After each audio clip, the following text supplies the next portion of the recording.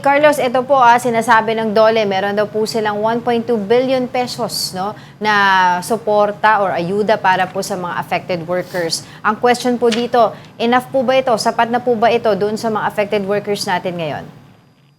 Definitely, hindi po ito sapat. Kung matatandaan nyo po, nung huling Senate Protect Committee hearing, nagpanawagan ng TUCP doon na magbigay Yes. tayo ng minimum wage subsidy sa higit 5 million nating minimum wage earners. Right. Ang initial implementation cost po nun, kung 5,000 ang ibibigay natin dun sa 5 million, ay nasa 25 billion. So yung 1.2 billion po ay only 4% of what is required by that proposed wage subsidy program. And then we are also disappointed that until now, the Department of Labor and Employment has not consulted the labor sector and yet came up with these figures as we are already 4 weeks into this oil crisis. And banggitin din natin, binanggit kanina yung Uplift Committee. Yes. Even in the Uplift Committee, the Department of Labor and Employment is not a member at all. Right. So walang consultation whatsoever or even at the very least, nagkaroon ba ng initial dialogue para magkaroon ng PEG with regards to yung mga amounts na supposedly ilalaan sa mga workers? Totally wala po, no? Even if day one pa lang ng conflict, we already outlined ano yung mga kinakailangang response, especially for our 5 million minimum wage earners, kasi sila yung walang natatanggap na tulong and yet has to deal with these higher prices. Before, sinabi natin, hindi na sapat ang sweldo nila, lalo po ngayon kinakapos. But there has been no consultation up until now with the Department of Labor and Employment and even the regional wage boards, Yes. which are chaired by the regional directors of Department of Labor and Employment, has not convened any public consultation, even through Zoom. Carlos, dugtong lang na. Carlos, based sa monitoring mo, ano pa mga sectors ang dapat na pagtuunan talaga ng pansin ng DOLE? Because maapektuhan talaga ito ng mga rising, everything is rising sa presyo, no? Except yung sweldo. So ano dapat pagtuunan ng pansin? Opo, no, binabanggit namin, no, yung 5 million talaga na ito yung lowest income Kumbaga sa priority in terms of labor, ito talaga yung nasa laylayan. So ito yung unang dapat tulungan. Of course, we know may mga existing tayong tupad programs, but those are for the displaced workers.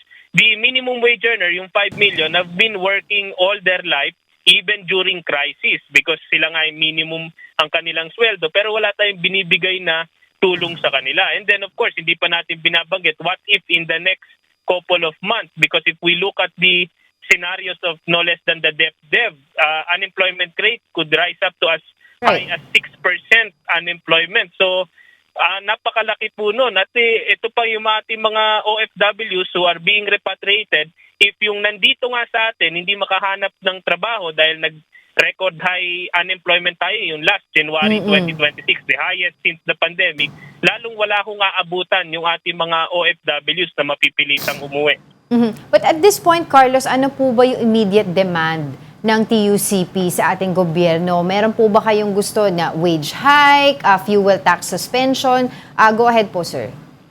Tapa. Actually, naglatag nga kami nung 5-point response. Yun yung tinatawag naming kapit. No? Una doon, yung kanselahin ng buwis. Up until now, we have not heard of any talks about gaano ba kalaki ang ibabawas sa excise tax. Ang aming panawagan, tanggalin buo yung sa excise tax at isama rin yung sa value-added tax. Yung agapan ng presyo, ito yung mga price caps.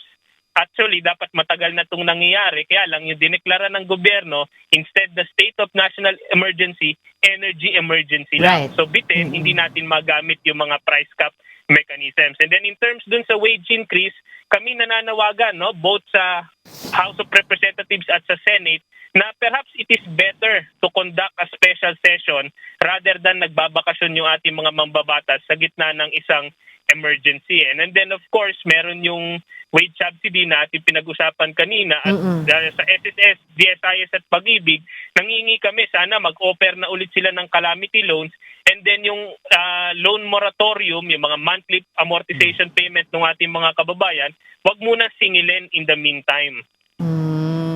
Opo. Ito po ba ay naiparating po na sa sa DOLE man lang kahit hindi pa po sa Pangulo?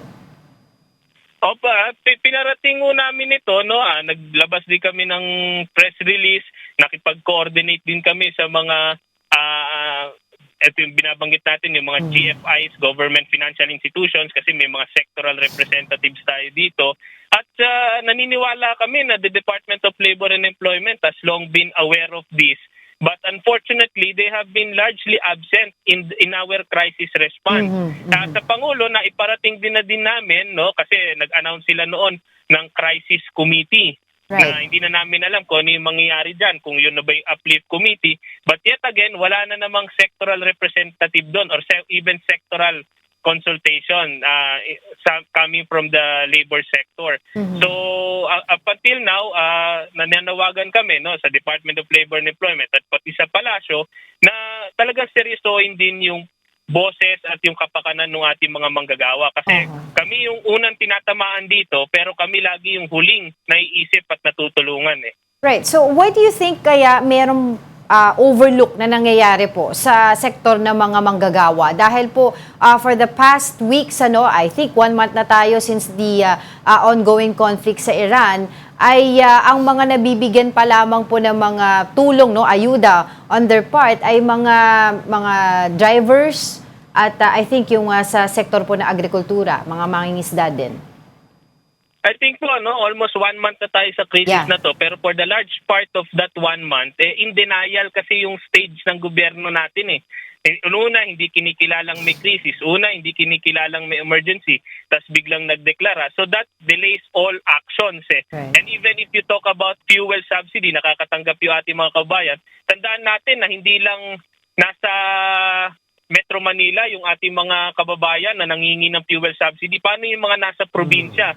Yung mga nasa region, napakataas din ng diesel prices doon. And at the same time, yun nga, the Department of Labor and Employment is the agency na dapat tumitindig para sa manggagawa.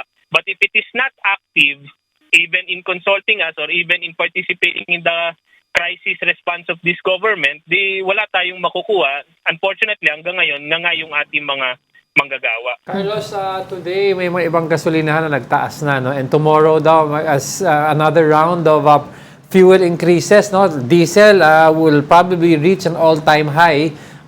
Ano po magiging epekto nito sa hanay ng mga manggagawa natin? And how much longer can they withstand this? Especially in the coming weeks pag magkaroon to ng epekto, trickle-down effect sa mga prices in the market.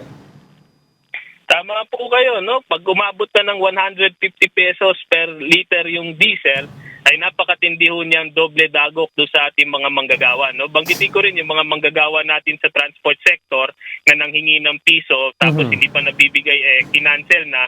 Supposedly dapat mag-benefit para daw yung ginawa para sa ating mga manggagawa. For the record lang, no, ayaw namin na pinagsasabong yung ating mga manggagawa sa transport sector at manggagawang pasahero, no? Kasi parehos naman natatamaan. Yes. So hindi kailangan magsakripisyo ang isa over the other.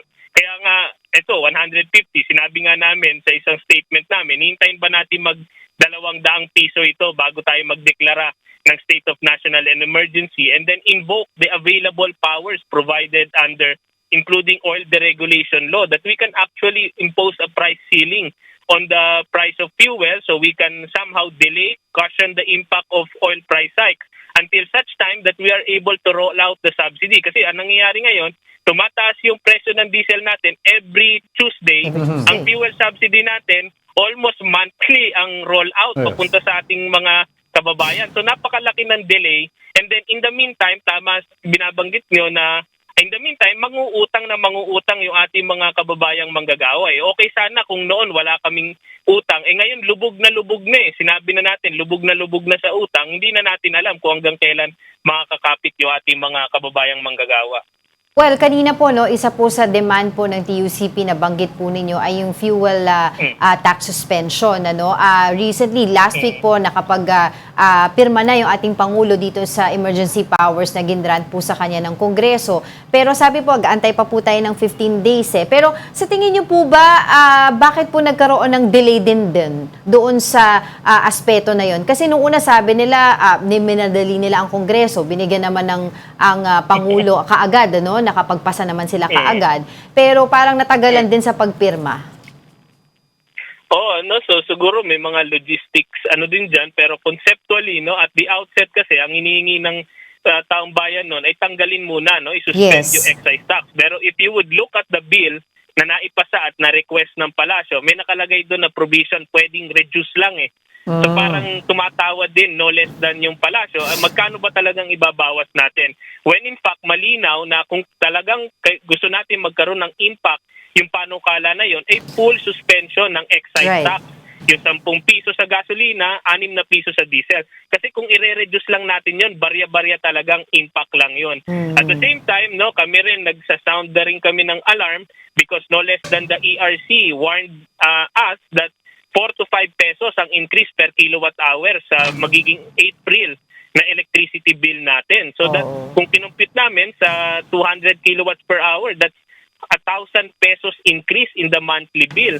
So if we would not remove not only the excise tax but also the value-added tax, talagang napakatindi ng burden that will fall on Right. Filipino consumers and workers.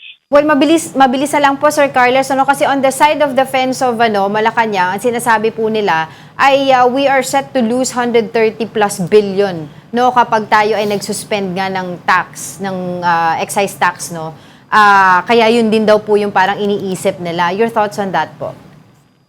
Oh, but sino ba dapat i-prioritize natin? Yung ating pamahalaan na merong steady na revenue stream o yung ating mga kababayan na talagang hirap na, maikli na ang PC at wala nang sinasapat na sweldo. So we have to do everything and all government interventions, even sacrificing yung tax, is necessary at this moment because it is an emergency, not business as usual.